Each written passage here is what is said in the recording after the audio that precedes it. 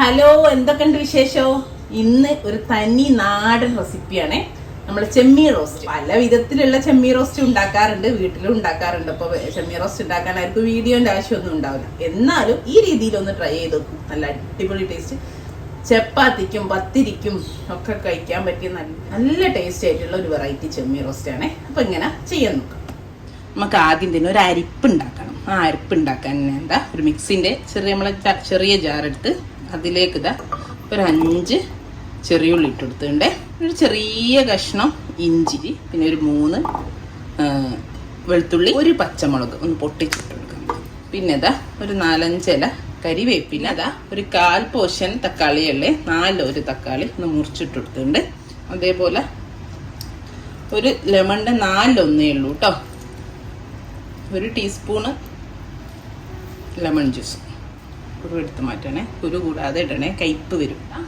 ഇതിലേക്കൊരു 1/4 to 1/2 teaspoon ഉപ്പ് ചേർത്തി കൊടുത്തിട്ടുണ്ട്. അതേപോലെ 1/4 ടീസ്പൂണ് ഒന്ന് പൊട്ടിച്ചെടുത്ത കുരുമുളക്, മുഴുവൻ കുരുമുളക് ആണെങ്കിലും കുഴപ്പമില്ല കേട്ടോ, ഞാൻ പൊട്ടിച്ചുള്ളതുകൊണ്ട് പൊട്ടിച്ചു ഇട്ടതാണ്. ഇനി ഇതാ ഒരു ടീസ്പൂണ് വെളിച്ചെണ്ണ.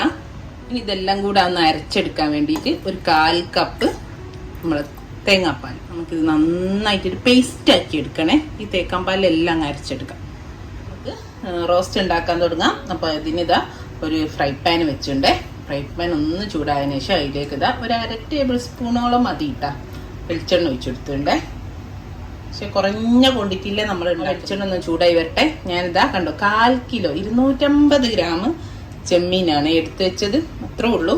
അപ്പോൾ ഇനി കൂടുതൽ വേണം, ഇതിനനുസരിച്ച് മാറ്റിക്കോളൂ. അതാണ് ഒക്കെ കുറഞ്ഞ് തിരിയാണ് എടുത്തത്. അപ്പോൾ നമ്മൾ വെളിച്ചെണ്ണ ഒന്ന് ചൂടായി വരട്ടെ.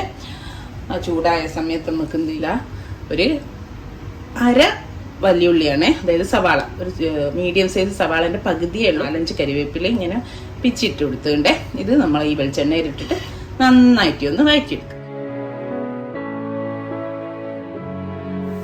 അപ്പൊ അതാ കണ്ടോ, നമ്മുടെ ഉള്ളിയൊക്കെ നന്നായിട്ട് വഴന്ന് വരുന്നുണ്ട്, കളറൊക്കെ മാറി വരുന്നുണ്ട്. ആ ഒരു സമയത്ത് ഇതാ നമ്മളൊരു 1/4 പോർഷൻ തക്കാളി ചേർക്കുന്നുണ്ട്. എന്നാൽ ഒരു 1/2 തക്കാളി മതി മൊത്തത്തിൽ. നമ്മൾ നേരത്തെ 1/4 പോർഷൻ ചേർത്തിയതാണ്. ബാക്കിയുള്ളത് നമ്മൾ ഈ ഉള്ളിൻ്റെ കൂടെ ഇട്ടിട്ട് ഒന്നുകൂടി ഒന്ന് വഴറ്റാം. ഇനി നന്നായിട്ട് തീ കുറച്ചിട്ട് നമുക്ക് കുറച്ച് പൊടികളൊക്കെ ചേർത്തി കൊടുക്കട്ടെ. ഒരു ടീസ്പൂണ് നമ്മൾ കാശ്മീരി ചില്ലി പൗഡർ, ഒരു 1/4 ടീസ്പൂണ് മഞ്ഞൾപ്പൊടി, ഒരു 1/2 ടീസ്പൂണ് നമ്മളെ മല്ലിപ്പൊടി, കൊറിയാണ്ടർ പൗഡർ കൂടി എന്നിട്ട് ഒന്ന് മിക്സ് ആക്കട്ടെ. അപ്പം ഞാൻ തീ ഓഫ് ചെയ്തിട്ടോ, നല്ല തീ എത്ര കുറച്ചിട്ടും കുറയായിട്ട് അങ്ങനെ ചെയ്താൽ മതി. കണ്ടോ എന്നിട്ടും ഉണ്ട് നല്ല ആ ഒരു ചൂടിൽ, അല്ലെങ്കിൽ നമ്മൾ മസാല അങ്ങ് കരിഞ്ഞു. എന്നിട്ട് തീ ഓഫ് ചെയ്യണം. ഒരു ചെറിയ അടുപ്പൊക്കെ ആണെങ്കിൽ നന്നായിട്ട് തീ കുറച്ചിടും. ഇനി നമ്മൾ നേരത്തെ അരച്ച് വെച്ച അരപ്പില്ലേ, അത് ഇതിലേക്ക് ഒഴിച്ചു കൊടുക്കട്ടെ. കൊടുത്തിട്ട് നന്നായിട്ടൊന്ന് മിക്സ് ചെയ്യാം കേട്ടോ. ഒരു നുള്ളു ഉപ്പൂടെ ചേർത്തി കൊടുത്തിട്ട് നമ്മൾ ഇതെല്ലാം കൂടെ ഒന്ന് വേവിച്ചെടുക്കണം. അപ്പം ഞാൻ ഇതാ മിക്സിന്റെ ജാറിലേക്ക് കുറച്ചൊരു ടേബിൾ സ്പൂൺ കൂടി വെള്ളം ഒഴിച്ചിട്ട് ഒന്ന് ഇതിലേക്ക് ഒഴിച്ചിട്ടുണ്ട്. ഒന്ന് മിക്സിയിൽ അവിടെ ഉണ്ടാവുമല്ലോ നമ്മളെ മസാല, അപ്പം അതും. ഇനി ഇതൊന്ന് നമുക്കൊരു 10 മിനിറ്റ് ചെറിയ തീയിൽ വെച്ചിട്ട് നന്നായിട്ട് വേവിക്കാം. അപ്പം മസാല ഒക്കെ നല്ലോണം വേവണം. അപ്പോൾ അതൊന്ന് വേവിച്ചെടുക്കട്ടെ. 10 മിനിറ്റ് എടുക്കും കേട്ടോ. എന്നിട്ട് നമുക്ക് ചെമ്മീൻ ആഡ് ചെയ്ത് കൊടുക്കാം. 10 മിനിറ്റായി. നമ്മൾ മസാല ഒക്കെ നന്നായിട്ട് വെന്തിട്ട് മേലെ എണ്ണ തെളിഞ്ഞു വന്നിട്ടുണ്ട്. ക്ലീനാക്കി കേകി വെച്ചിട്ടുള്ള ചെമ്മീൻ ഇതിലേക്ക് ചേർത്ത്. കുറച്ച് വലിയ ചെമ്മീനാണ്, ചെറിയ ചെമ്മീൻ കിട്ടുകയാണെങ്കിൽ അതാണ് ടേസ്റ്റ് ഉണ്ടാകുക. നമ്മൾ നാട്ടിലൊക്കെ ചെറിയ കുഞ്ഞി ചെമ്മീൻ കിട്ടില്ലേ, അത് വേണം. അതാകുമ്പോൾ നല്ല ടേസ്റ്റായി വലിയ ചെമ്മീനേക്കാളും. പ്രത്യേകിച്ച് നാടൻ റെസിപ്പിയൊക്കെ ചെയ്യുമ്പോൾ ചെറിയ ചെമ്മീൻ എപ്പോഴും നല്ലത്. ഇനി ഇതൊന്ന്, ചെമ്മീൻ അറിയാമല്ലോ വേഗം വേവും, കുറച്ച് വലുതായതുകൊണ്ട് തന്നെ 5-6 മിനിറ്റ് കൊണ്ട് നന്നായിട്ട് വേവും. അപ്പോൾ അത് വേവുന്നേരം ഒന്നുകൂടെ ഒന്ന് അടിച്ചു വെക്കാം. ഇതാ നമ്മുടെ ചെമ്മീനൊക്കെ നന്നായിട്ട് വെന്ത് കണ്ടോ, മേലെ എണ്ണൊക്കെ തെളിഞ്ഞ് ഇനി കുറച്ചുകൂടെ നിങ്ങൾക്ക് വറ്റിക്കണം എന്നാണെങ്കിൽ കുറച്ചുകൂടെ വറ്റിക്കാം. ഞാനിപ്പോൾ പത്തിരിക്കാണ് കഴിക്കാൻ പോകുന്നത്, അപ്പോൾ കുറച്ചൊരു ഗ്രേവി ഉള്ളതാണല്ലോ ടേസ്റ്റ്. അപ്പോൾ ഈ ഒരു ഗ്രേവിയിലാട്ടോ ഞാൻ എടുക്കുന്നത്. ചൂടെണ്ണയുമ്പോൾ ഒന്നുകൂടെ കുറുകും ചെയ്യും. ഓക്കെ, അപ്പോൾ നിങ്ങൾക്ക് ഇനിയും നന്നായിട്ട് വറ്റണം എന്നുണ്ടെങ്കിൽ വറ്റിക്കാം. അപ്പോൾ ഇനി ഞാൻ ഇതിലേക്ക് ഇതാ കുറച്ച് കരിവേപ്പില ചേർത്ത് കൊടുക്കുന്നുണ്ട്. ഫൈനൽ ടേസ്റ്റിനൊന്നും കൂടെ കുറച്ച് മല്ലിയില ഇപ്പോൾ വേണമെന്നൊന്നുമില്ല. ചിലർ ചോദിക്കും നാടെല്ലാവരെയും മല്ലിയില ചേർക്കുമെന്ന്. അങ്ങനെ കുറേ ആൾക്കാർ ചോദിച്ചു. പക്ഷേ എനിക്കുണ്ടല്ലോ ഈ കരിവേപ്പിൻ്റെ കൂടെ മീൻകറി ആണെങ്കിലും പോലും മല്ലിയില ചേർത്താൽ ഒരു പ്രത്യേക ടേസ്റ്റ്. പിന്നെ എൻ്റെ സ്വന്തം ഇത്തിരി ഗരം മസാല സ്വന്തം വീട്ടിൽ പൊടിക്കുന്നതാണ്.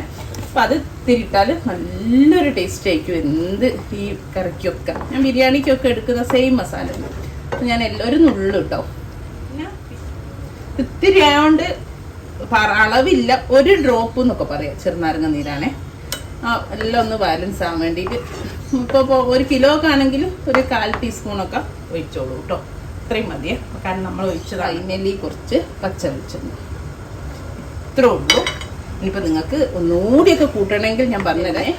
ഈ വെളിച്ചെണ്ണ അതിൽ നമ്മൾ വറവിടൂലേ, അത് നല്ലോണം ചെറിയ ഉള്ളി ഒരു നല്ലോണം ഒന്നും വേണ്ട, ഇതിനിപ്പോൾ ഒരു 2 ചുളക്ക് മതി.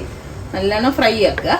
അതിലേക്ക് ഈ കരിവേപ്പിലയും നമ്മളെപ്പോഴും ചെയ്യല്ലേ മല്ലിയിലയും ഇട്ട് വഴറ്റുക. എന്നിട്ട് തീ ഓഫ് ചെയ്യുക. ഒരു നുള്ളു ഗരം മസാല ഇട്ട് ഇതിലേക്ക് ഒഴിക്കുക. പിന്നെ ഒന്നുകൂടെ ടേസ്റ്റ് ആയിരിക്കും കേട്ടോ.